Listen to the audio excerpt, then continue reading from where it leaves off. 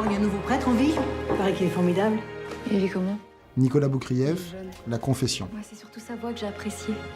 C'est parce que vous manquez d'âme qu'il arrive à tout vous allumer comme ça, c'est tout. Pour moi, cette histoire est intemporelle, comme tous les grands mélodrames. Si on le résumait, c'est dans une époque extrêmement troublée, voire périlleuse, deux êtres que tout sépare vont vivre une histoire d'amour impossible.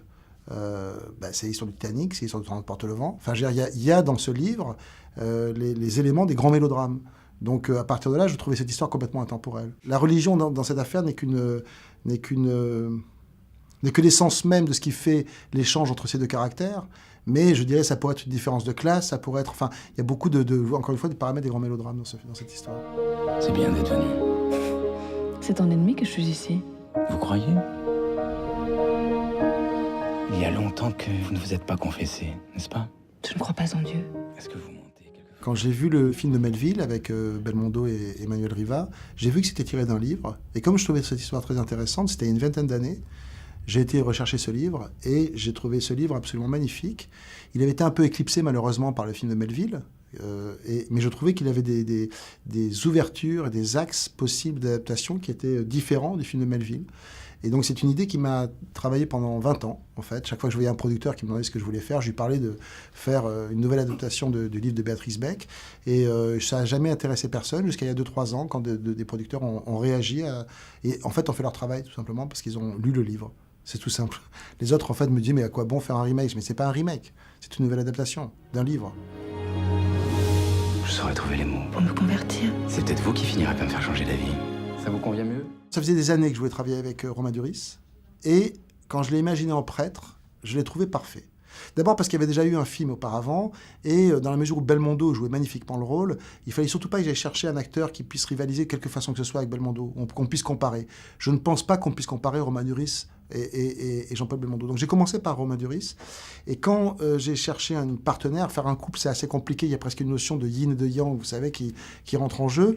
Donc quand j'avais Romain Duris qui a accepté tout de suite de jouer ce prêtre, j'ai cherché dans tous les jeunes actrices françaises quelle est celle qui pourrait le compléter parfaitement, et où ce yin-yang serait parfaitement équilibré, et c'est ainsi que j'ai rencontré Marine. Toi, qu'est-ce que tu penses du père Morin? Il est sympathique, son assurance m'exaspère. Il me donne envie de tout faire pour le déstabiliser. Donc on rêve d'un couple, on rencontre deux acteurs, on se dit cela, je pense, ça pourrait coller ensemble. Ils se rencontrent une fois ou deux, ils ont l'air de s'apprécier. Et après, c'est le premier jour où on dit moteur-action et qu'on les met en scène ensemble, qu'on voit jusqu'où on a atteint ce fantasme. Et je dois dire que dès le premier jour de la première prise, Romain et Marine, j'avais l'impression de voir Ginger Rogers et Fred Astaire. C'est-à-dire qu'il y avait une harmonie immédiate, un tempo entre eux, mais immédiat. Pourquoi voulez-vous avoir des preuves? Mais parce que sans preuve, comment voulez-vous que je croie en lui? En somme, si vous étiez absolument sûr que Dieu a une existence, vous deviendriez croyante. Évidemment. Le cinéma français est un cinéma passionnant parce qu'on produit énormément de films par an. Donc, penser le cinéma français est difficile puisque vous avez aussi bien des tout petits budgets produits pour très peu d'argent mais qui peuvent s'avérer être des œuvres exceptionnelles, et parfois ça donne des cinéastes qui deviennent très importants, comme vous avez des énormes comédies qui peuvent paraître parfois débiles, mais parfois on en voit certaines, on se dit mais en fait celle-là est drôlement bien. Quand je vous écoute, j'ai l'impression que vous me parlez depuis une autre planète.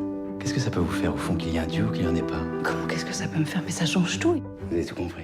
Alors la confession m'amène quel autre projet, c'est-à-dire c'est une commande pour la première fois. En fait, c'est Pierre Lemaître, vous savez, l'auteur qui a écrit Au revoir là-haut, le film avec Albert Dupontel, qui a adapté lui-même le livre qu'il a écrit après, qui s'appelle 3 jours et une vie, et qui m'a appelé en me disant, voilà, de la même façon que j'avais contacté directement Dupontel pour faire Au revoir là-haut, j'ai envie de vous contacter directement, car j'aime beaucoup vos films.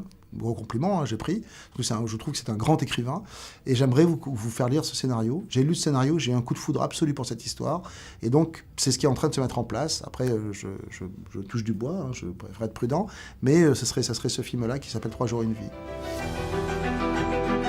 Il va falloir qu'on passe beaucoup de temps ensemble. Je prends un jeu d'avance. Et qui vous dit que c'est pas réciproque? Il y a plusieurs choses qui sont marrantes parce que finalement, on a parlé des séries télé, on remplace les cinémas, on a dit le piratage va tuer le cinéma. Or, cette année, pour le cinéma français, est une année exceptionnelle. Et je crois que dans le monde, on est à 40 milliards de dollars de recettes. Donc bizarrement, il semblerait que ni la télévision ni le piratage ne tuent le cinéma. Donc, quelque part, il y a dans le cinéma quelque chose qui perdure et qui résiste à toutes les malédictions qu'on aura pu dire déjà depuis les années 50 quand la télévision est arrivée. Donc, parce que probablement, comme le théâtre, parce que quand le cinéma est arrivé, tout le monde dit que ça sera la mort du théâtre au début du XXe siècle. Et ben, le théâtre est toujours là, et en tout cas en France et à Paris, le théâtre cartonne, et je crois que c'est pas le seul endroit au monde. Parce que dans le cinéma, il y a cette notion d'expérience collective, et ça, c'est irremplaçable.